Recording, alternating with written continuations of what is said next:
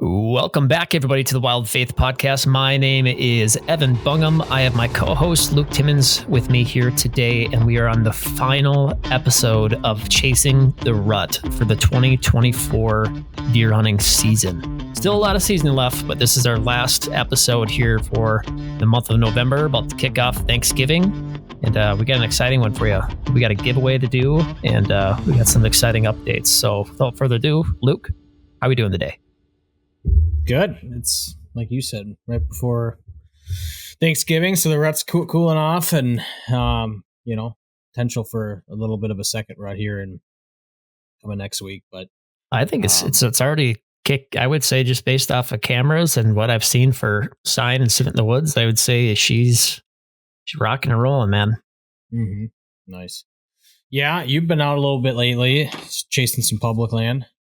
Yeah, I've went out and been doing the Camp Ripley hunt with my brother-in-law.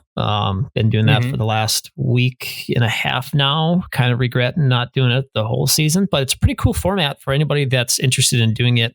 All you have to do is go through Camp Ripley's website and through iSportsman. Go ahead and apply through that. It's a $40 tag, more of like an entrance tag to get in. You got to check in, check out every day by 6 a.m. and 8 p.m. But you've got about 50. I mean, the camp itself is 52,000 acres, but roughly you probably have 49,000 acres. So you could probably go and hunt. Don't quote me on that. A lot of land, but really cool area because it's got a lot of diversity from habitat perspective. Anything from marsh to hill country to CRP to, anything. But you first and foremost got to have utmost respect for those guys and even allowing us to be able to do that hunt. It used to be an annual tradition where they'd have 2 different seasons, including a youth season.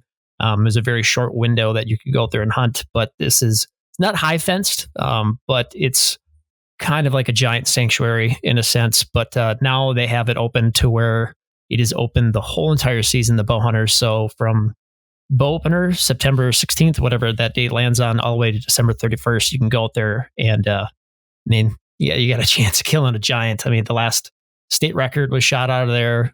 And I know there's been multiple, Boone and Crockett level deer that have come out of that place. Now you just told everyone where your hunting spot was.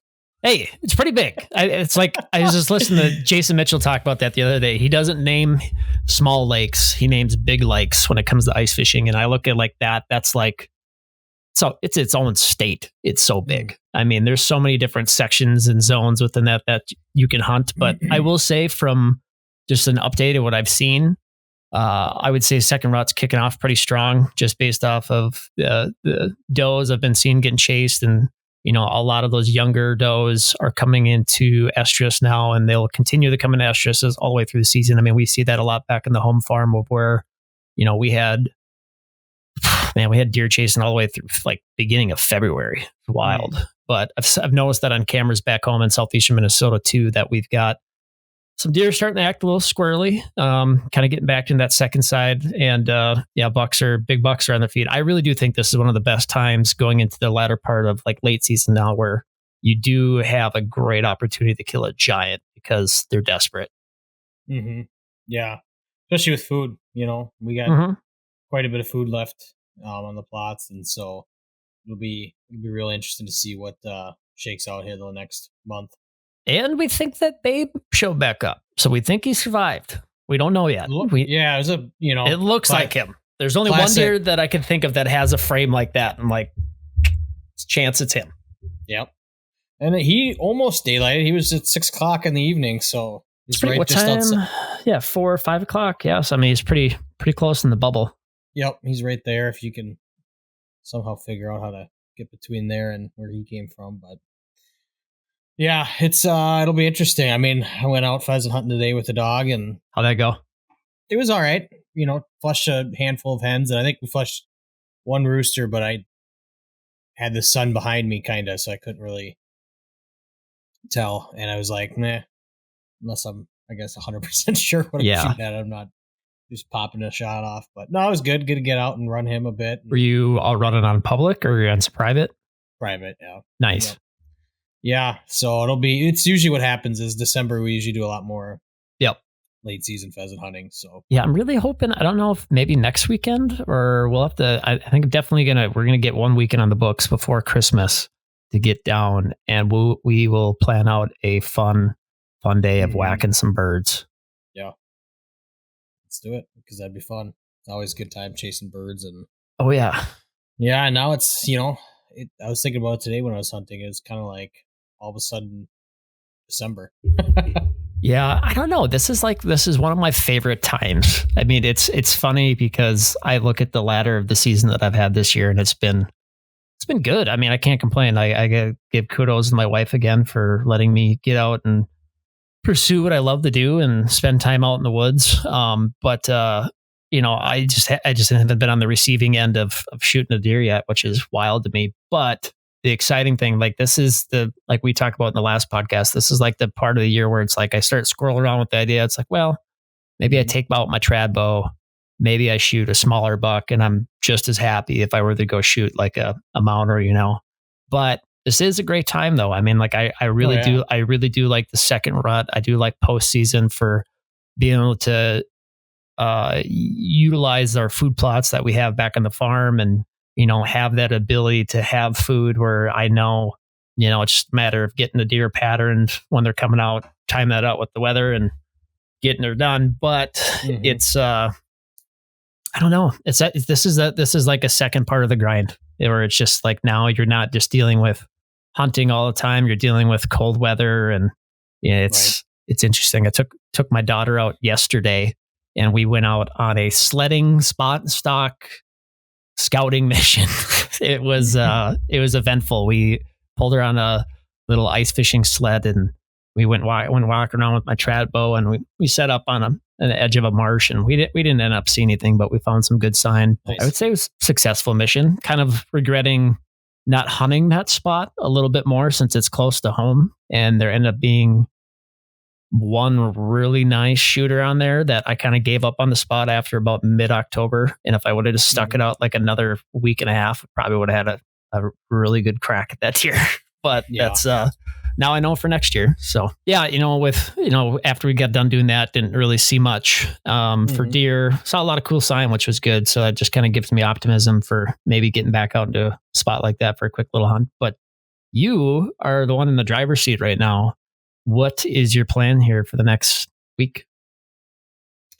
Hunt as much as I can. It's gonna be pretty darn cold. Perfect. Not gonna be able to get out Thursday just because Thanksgiving, but plan on getting out Friday morning, and seeing what shakes out at this point. Kind of just put yourself in a spot that we've had the most anyways camera footage at, and play the wind, and kind of just goes back to that thing and see what you can do. Yeah, I just think it's an interesting time too, where I look at mornings, I'm getting tight to bedding. Those deer transitioning back from food, but it's also like we said, it's kind of the kickoff, the second part of the rut, which I think is a lot shorter window than people think. We might have a flurry here for like a week and a half, and that might be it. Yep. But then, come December 23rd on Christmas, like we might get into the third rut and then so on and so forth. But obviously the season ends on the 31st. But I think this is such a great time now where if you have food or if you know where food is, you can make a pretty good game plan. And we've been blessed. I don't know about southeastern Minnesota, but here in central Minnesota, we finally have snow. And that's what I was saying. This is like one of my favorite times because it is so easy to get out on that first day you get that first snow, cut a fresh track, look at the scrapes. I mean, that's one thing that they're hitting right now too. They're crushing scrapes again, but cutting fresh tracks and just kind of going back to like old school tracking, hunting, and just kind of mapping things out that way, just because sign sticks out so much more. No, absolutely. Yeah. I mean, it's just going to be get out as much as I can now for the next month and see what happens. Will you do muzzleloader at all? No, I don't have one. No. Okay. Yeah. That's one thing I'm pretty excited to put I'm not a big rifle hunter. I haven't done that yet. But I do love muzzleloader hunting just because even more so, I mean, I know you can in Minnesota during shotgun season, but like the actual muzzleloader season itself, because I just feel like not a lot of people do it. And, you just got that really second chance to get a gun back in your hand and go whack them and stack them. And I know I have a lot of tags burning holes in my pocket. So, yeah. And a freezer that's just begging to have deer meat in it. And it also hurts too when you get your daughter asking for, you're like, Dad, do we have any venison? It's like, oh no, we are fresh out of that. Yeah. Yep. It's, just another, like you said, opportunity to get back out in the woods and just enjoy it. Cause it's, I guess blew me away that it was already, Thanksgiving, the end of all that's left is a little bit of deer hunting and a little bit of pheasant hunting. And then that's it. That's it. Duck season's over and water or goose goes for a little bit longer here. And then we'll just be into, I think even small game ends. Could be wrong, but I'm not sure the season dates on that. But then we got ice fish. I would honestly say by probably like the 5th or maybe even like the second week of December, like we should have walkable ice, I bet.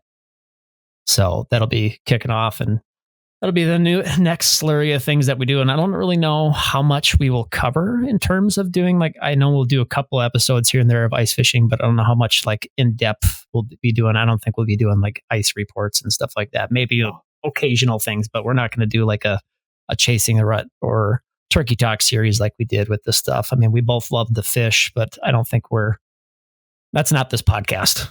No, I don't have the time, to be honest, to run 2 episodes. It adds up quick, but no, it'll be fun to get out. Obviously you'll get out a ton more than me, but get out a couple times for ice and see what the winter brings, and then it's right back into the swing of things with the rest of everything. But, turkey and so. No, that's right on that. And, and just like we wanted to keep this episode a little short and sweet. And we do have a big announcement, though, that we want to let everybody know. We have gone through this whole Chasing the Rut series, which has been awesome. We've had some really incredible guests. And like I said, kind of format from last week, like, this is kind of a pilot run for us. The same thing we did with Turkey Talk, same thing with the podcast. Like, this is our first year diving into things. Next year, we'll have maybe a little bit more structure to things and guests planned out ahead of time and all that good stuff. But it's been fun. And we just wanted to thank everybody that has listened and tuned in. Hopefully we've had some informational stuff out there for you that's been either helped you be successful in the field. If it has, DM us, let us know. We want to know if we were able to help you out in any way or form. And like I said, we are not experts at what we do. We just love to do it. But it's been fun to do it and fun ride. And it's crazy that it's already over. Yeah. It, like we always have said, it goes quick and all of a sudden it's turkey season again. Yep, that's right. So, but without further ado, we've had an awesome turnout for this giveaway. We had over 175 people that messaged, or I shouldn't say message us, but they commented. There are 2 people on there. They liked the podcast and they followed us. So to everybody that did that, thank you so much. And I think we just get to it. Yep. Give her away. Can we add in a drum roll? How do we do that? There's got to be a way to do that. Drum roll. Drum joke. Drum roll. See it. Click it. Here we go. Put it live. There you go. Here we go. All right. So the winner of the Chasing the Rut series for the 2024 season is Caleb Elijah. Caleb, congratulations. We will go ahead and DM you with the information to get your contact information for shipping. And congrats on winning the Pronto knife. You're going to get a free hat from the store of your choice, and you're also going to get a sweatshirt of your choice from the store. And all you got to do is just send us a picture of it. We'd love it if you took a post with it or what it is. But we just want to congratulate you and appreciate you for commenting and for following us. And we just hope that we can continue to keep doing awesome giveaways like this to everybody. And if you guys keep doing what you're doing and we can kind of keep the podcast rolling and we keep making a little bit of money here and there, this gives us the ability to be able to give back to you guys. So thank you so much that everybody that applied for it, and congrats. So Caleb Elijah will DM you, and congrats on being the winner. Absolutely. Thanks, man. Yep. And this is a conclusion and the final episode of the 2024 Chasing the Rut. Kind of sad. I want to like replay it one more time through. Yeah. Right. Yeah, definitely. In my, like with the, not necessarily because like you said, there's still a ton of deer hunting yet to be done. But, when you start to get towards the later part of November and into December, you start, especially when you got a couple tags in your pocket, you start thinking about what did I do wrong? What could I change? And I got some cool ideas that I'll bring up to you offline here, maybe for next year for doing some cool series with around bow hunting and stuff. So, but yeah, it went quick and boy, it's crazy. But, it's wild. Yeah. But it's exciting though. I mean, it's changing in the seasons and, like we were just talking before end of the podcast, we've been busy out in the woods. We've been busy traveling. We've been doing a whole bunch of stuff. So, and, and with all that, I think the next couple of weeks here, we're going to get back into our Bible study series and make sure that we're getting back on the forefront of that and getting some good guests in for you guys. And then also too, we just wanted to let you guys know we are taking a vacation. We are taking next Monday off for I think the first time ever in the podcast. So we are taking a break. We're going to enjoy the holiday with our families, and we hope that all of you guys can do the same thing. Take a break, take some time. This is a great time to sit down and just communicate. And like we still kind of kicking off the Movember movement. There's still a little bit of time left that if you guys want to donate. But no, this is a great time to sit down with family and friends and put your phones down, put your computers down, and just enjoy time with one another and reconnect. And then that just kind of brings us into the best time of the year, which is Christmas. Celebrating the birth of the big man. So this is it's a pretty cool time. And I know Christmas is a very sacred thing in our family, and it's been Christmas for the last like 3 weeks. So I'm ready to kind of dive into it more. Yeah. Yeah. It's funny when I feel like the last little bit here, it's been the last few years. It's like, it just keeps inching forward Christmas, It's like, especially when you have kids. First snow we had, which was like 2 weeks ago, my daughter woke up at like 5:30, went outside, looked on the deck. She's like, "It's Christmas! It's Christmas!" You gotta love it. We've got through that now to where it's almost Christmas. Not yet. We got to get through Thanksgiving and then we'll be there. So, yep, almost there. Well, cool, guys. Thank you so much for everybody that's listened again and for tuning into the Chasing the Rut series. Like I said, we are taking a vacation for next Monday's podcast, so don't be looking for one to drop because there ain't going to be one. But we will be back at it the week after. I think that's like the December 5th week? 9th? Yeah. Yep. 9th. And we'll have an episode for you then. And I don't know if that'll be a Bible study series or if we'll have a couple of guests. I know we've got 4 or 5 that are queued up here that will be really exciting to have on. But thank you again, and we'll see you next time. Thank you for joining us on this journey through faith and the great outdoors. We hope today's episode has inspired you to seek God's presence in the wilderness and deepen your connection with nature. If you enjoyed today's discussion, don't forget to like, follow, and subscribe to the Wild Faith Podcast on your favorite platforms, including Spotify, Apple Podcasts, YouTube, Instagram, and Facebook. By subscribing, you'll never miss an episode, and you'll continue to be a part of the Wild Faith Podcast community. We'd also love to hear from our listeners, so please don't hesitate to reach out with your questions, comments, or topic suggestions. You can connect with us on social media or through our website. Your feedback is important to us and helps us improve and tailor our content to better serve you. And always remember, the great outdoors isn't just a playground for hunting and fishing. It's a sanctuary for finding solace and spiritual renewal. As you gear up for that next adventure, I pray you find God's presence in the crackling of a campfire, the thrill of reeling in your catch, or the quiet solitude found in nature. Until next time, thank you for listening to the Wild Faith Podcast. Take care, and God bless.